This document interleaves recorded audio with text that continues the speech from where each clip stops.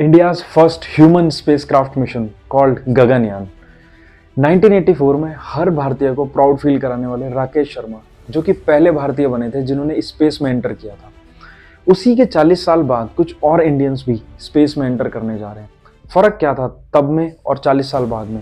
जिस टाइम राकेश शर्मा ने स्पेस में एंटर किया था वो एक सोवियत स्पेसक्राफ्ट था, जबकि आज इंडिया आपके खुद के स्पेसक्राफ्ट में स्पेस में एंटर करने जा रहा है।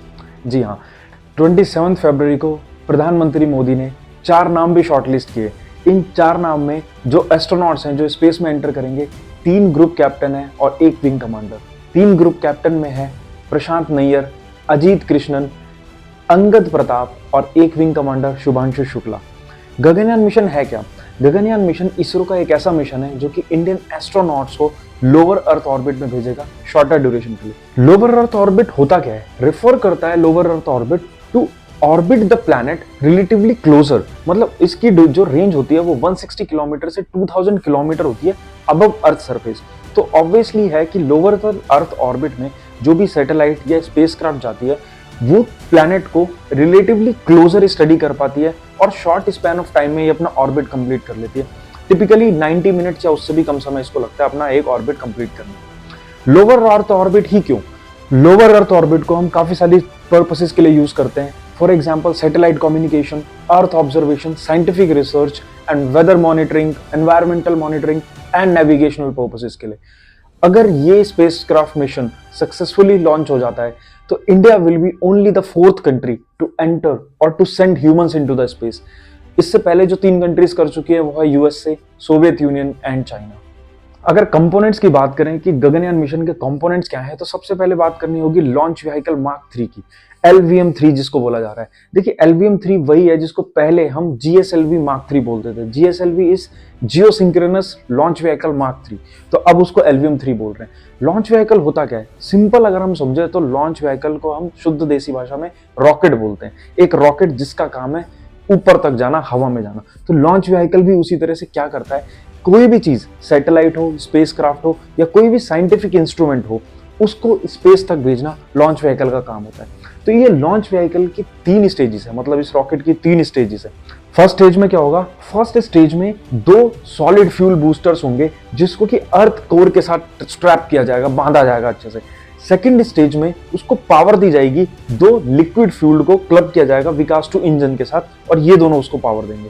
थर्ड स्टेज जो कि बहुत ही इंपॉर्टेंट है, जिसमें यूज किया जाएगा CE-20, that is cryogenic engine, जो कि इंडिजीनियसली बिल्ड किया गया है। जी हाँ, मतलब स्वदेशी है, हमने खुद बिल्ड किए हैं। क्रायोजेनिक इंजन क्यों यूज किया जाता है? इसकी बहुत इंपॉर्टेंट प्रॉपर्टी है। देखिए, जब थर्ड स्टेज में रॉकेट होता है तो एक ऐसे एनवायरनमेंट में पहुंच जाता है जहां पे एनवायरनमेंट एग्जिस्ट ही नहीं करता। तो एनवायरनमेंट एग्जिस्ट नहीं करता तो मतलब कंबशन, फायर प्लेस नहीं ले सकती। और इतना लो टेम्परेचर है जहां पे लिक्विड सॉलिड प्रोपेलेंट्स काम नहीं करते, तो वहां पे यूज आता है क्रायोजेनिक इंजन का।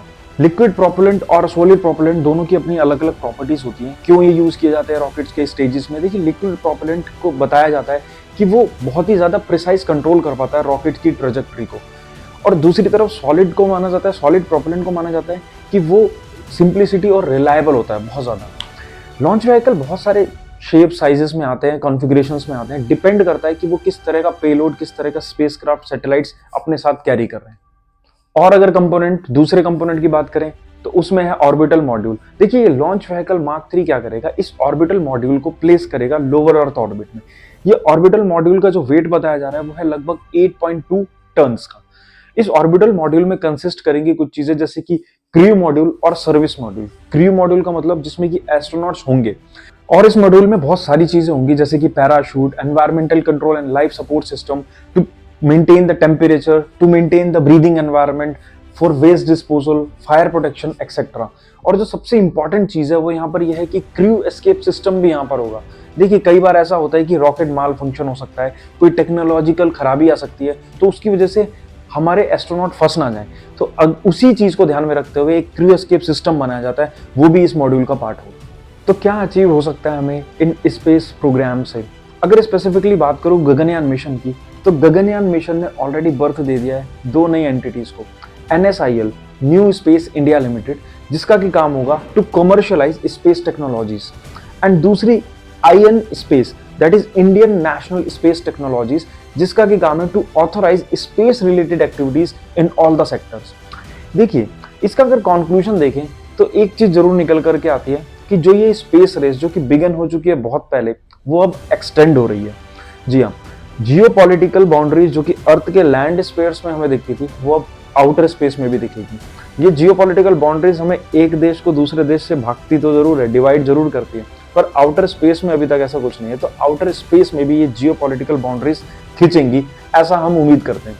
और दूसरी चीज, इस गगनयान मिशन से इंडिया सेल्फ सफिशिएंट जरूर बन रहा है। देखिए, पहले हमें डिपेंडेंट रहना होता था फॉरेन लॉन्च सर्विस प्रोवाइडर्स पर, जो कि फॉरेन सर्विसेज हमें देती थी कि हाँ, अगर हमें अपना स्पेस क्राफ्ट भेजना है या फिर सैटेलाइट लॉन्च करनी है तो हमें उनके फॉरेन लॉन्च पैड्स यूज करने पड़ते थे। बट अब इंडिया गगनयान के थ्रू भी अपने ऊपर सेल्फ रिलाइड ज्यादा होगा। और ये कोई एंड नहीं है, रादर ये बिगिनिंग है हमारी। लास्ट ईयर हमने देखा चंद्रयान 3 का सक्सेसफुल मिशन, उसके बाद Aditya L1 mission to the sun, और हम ये भी एम कर रहे हैं कि by 2035 India will have its own space station and 2040 तक इंडियन एस्ट्रोनॉट्स मून तक पहुंचेंगे। पर ये सारी चीजें डिपेंड करती है कि हमारा ये गगनयान मिशन कितना सक्सेसफुल होता है। And we hope for the best and definitely we are gonna succeed.